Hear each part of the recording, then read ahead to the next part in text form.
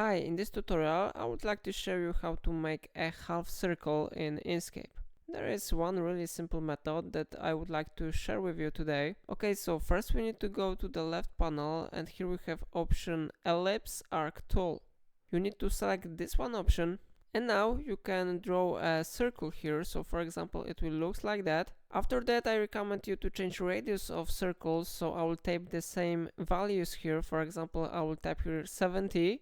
I press enter and I will type here 72, so I will type here 70 and I press enter again, and our perfect circle is ready now. But if we want to get half circle, we need to go to the node tool and then you need to press and hold left mouse button on this point, and when you move your cursor you will be able to create a half of circles. So I will do it now. You can always zoom in this page if you need it. Okay, I think it's okay now. Of course, if you will go to selector tool, you will be able to change position of this half circle.